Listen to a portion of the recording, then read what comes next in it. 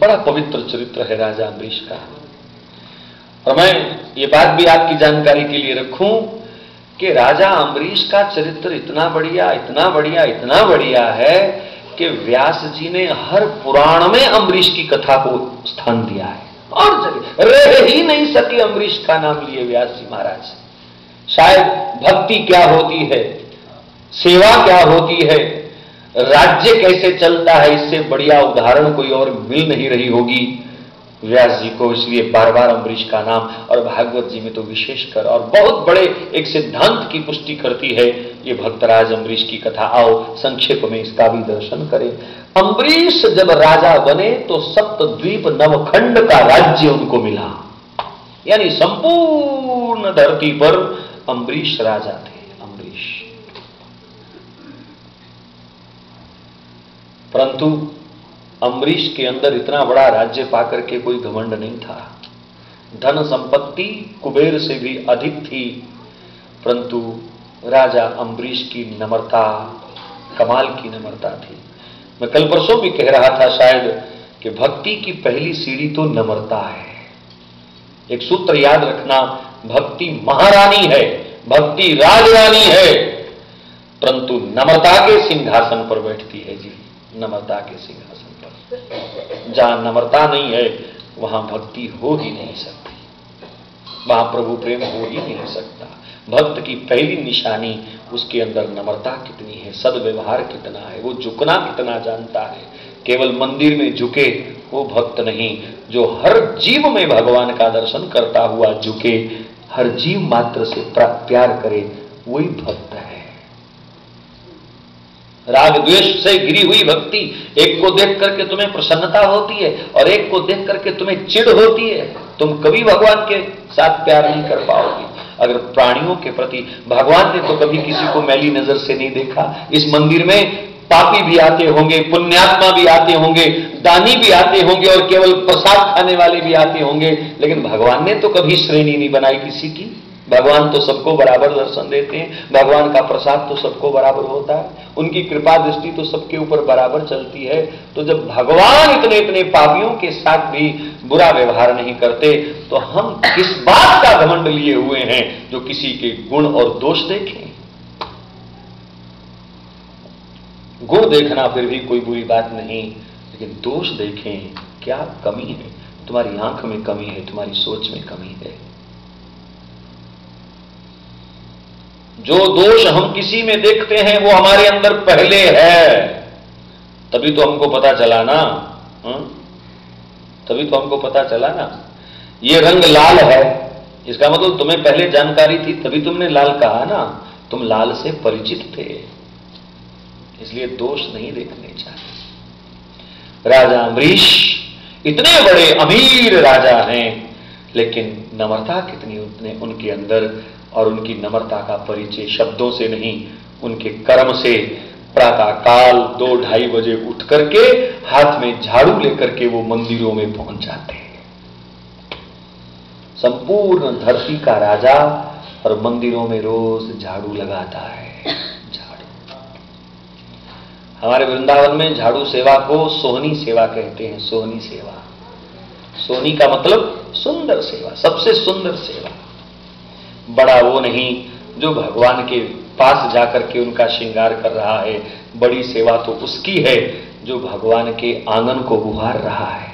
यहां आने वाले भक्तों को कष्ट ना हो, मेरे प्रभु का आंगन जगमगाए, कोई गंदगी ना हो, कोई कचरा ना हो। मेरे प्रभु यहां खेलते हैं। घर को भी साफ करो तो इस दृष्टि से नहीं कि कोई आएगा तो क्या देखेगा। घर साफ सुथरा रखो और मन में यही भाव रखो कि मेरे प्रभु यहां खेलते हैं, उनकी लीला में कोई विघ्न नहीं होना चाहिए, गंदगी नहीं होनी चाहिए। यही तरीका है अपने प्रत्येक कर्म को पूजा बनाने का। रोटी बनाते हुए ये मत सोचो कि मुझे भूख लगी है, कि मेरे बच्चे को भूख लगी है, कि पति को भूख लगी है। रोटी बनाते हुए यही सोचो कि मेरे गोपाल जी को भूख लगी है, मैं जल्दी जल्दी उनके लिए भोजन तैयार करूं, प्रसाद तैयार करूं, बस हो गया भजन। नाक पकड़ करके कोई पेड़ पे लटकने की जरूरत थोड़ी है भजन के लिए। प्रत्येक व्यवहार को भजन बनाना ही सावधानी है। राजा अम्बरीश प्रातःकाल 2:30-3 बजे उठ करके मंदिरों में झाड़ू लगाते हैं जी। ये उनकी विनम्रता का परिचय है। कहीं भी कथा हो, कीर्तन हो, साधारण श्रोता बन करके आम जनता के बीच वो जाकर के बैठ जाते हैं। राजा अम्बरीश का मन जो है भगवान की लीलाओं में रमण कर रहा है और भगवान के स्वरूप में वो रमण कर रहा है। नाम संकीर्तन में उनकी बड़ी रुचि है। अपना कोई उन्होंने दर्जा नहीं रखा प्रजा के बीच। मैं राजा हूं, मैं बड़ा हूं। पागलों की तरह कभी कीर्तन में नाचना और कभी विरहणी गोपिका की तरह फूट फूट करके भगवान की विरहा में रोना। संकीर्तन में 2 तरह के उन्माद होते हैं, एक मिलन का उन्माद, एक विरहा का उन्माद। संकीर्तन करते करते कभी ऐसा महसूस करो कि हम भगवान से मिल रहे हैं। जब ऐसा महसूस करोगे तुम नाचने लग जाओगे। मीरा नाचती है, कभी रोती है। और वही संकीर्तन भाव में, प्रेम भाव में कभी कभी भगवान की विरहा सताने लगती है। संयोग में वियोग, वियोग में संयोग, ये दोनों क्रम चलते हैं साथ साथ और उनकी अनुभूति होती है। एक एक मिनट में भक्त हंसने लग जाता है और अगले ही पल वो फूट फूट करके रोने लग जाता है। उसे विरहा सताती है। मीरा ने कभी तो पग घुंघरू बांध मीरा नाची रे ये कहकर के उसकी पायल बजी। और कभी मीरा पिया तजी गए अकेली, मैं किन संग खेलूं होली। कभी वो ऐसा गा करके उनकी विरहा का कभी रंगों में रंग जाती है और कभी होली को देख करके वो अभाव महसूस करती है। कभी शरद पूर्णिमा आती है तो महाराज के दृश्य में वो शामिल होकर के और उस महाराज के अंदर नाचने लग जाती है। और कभी वीरान चांद को देख करके वो प्रायश्चित करने लग जाती है कि फिर चंदा आया पर मेरा चांद कहां है। मेरे जीवन को उजाला देने वाला मेरा कृष्ण, वो कृष्ण चंद्र क्यों नहीं मेरे पास। तो विरहा उन्माद और मिलन का उन्माद, दोनों प्रकार की अनुभूति। राजा अम्बरीश इन दोनों अनुभूतियों में जा रहे हैं। कभी नाचना मस्ती से और कभी फूट फूट करके भगवान की विरहा में रोना। ये उनकी दिनचर्या थी। प्रजा संतुष्ट थी। जहां धर्म होगा वहां संतुष्टि होगी। राजा धार्मिक होना चाहिए। रामायण में गोस्वामी जी ने लिखा, चाहिए धर्मशील नृपनाहु। राजा धार्मिक होना चाहिए। राज्य की व्यवस्था धर्म के अनुसार होनी चाहिए।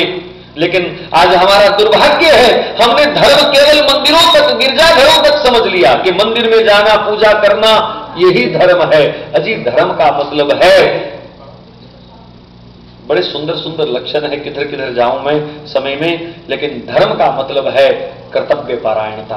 धर्म का मतलब है जितेंद्रिय होना। धर्म का मतलब है लोभ ना करना। धर्म का मतलब है अधिक संग्रह ना करना। धर्म का मतलब है इंद्रियों पर दमन रखना, संयम रखना। धर्म का मतलब है राष्ट्र हित में चिंतन करना। धर्म का मतलब है माता पिता की सेवा करना, बुजुर्गों की सेवा करना। धर्म केवल पूजा करने को नहीं कहते। आज धर्म निरपेक्षता के नाम पर बड़े गुनाह हो रहे हैं दुनिया में, बड़े गुनाह हो रहे हैं। और भारत जैसे धर्मशील राष्ट्र की ये दुर्भाग्यपूर्ण स्थिति रही कि अपना संविधान आते ही उन्होंने कहा हमारा कोई धर्म नहीं। अजी धर्म केवल मंदिर या गुरुद्वारे तक सीमित है क्या? धर्म कुछ जीने के नियम है। धर्म जीवन को सुखी बनाने के नियम है, अपने ही हित में है। राजा परम धार्मिक हैं तो प्रजा भी परम धर्म में संतोष का अनुभव कर रही है। कोई जुल्म नहीं है, कोई किसी प्रकार का गुनाह नहीं है। कोर्ट कचहरियां नहीं लगती थी अम्बरीश के राज्य में।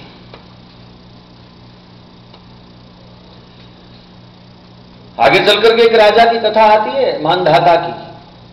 वाल्मीकि रामायण में वर्णन है, मानधाता जब राजा बने थे ना तो बड़े खुश हुए। अपने महामंत्री को बुलाया, कहा हम बड़े खुश हैं और इस खुशी में हम आपको आज्ञा देते हैं जेल में जितने भी कैदी हैं सब छोड़ दो।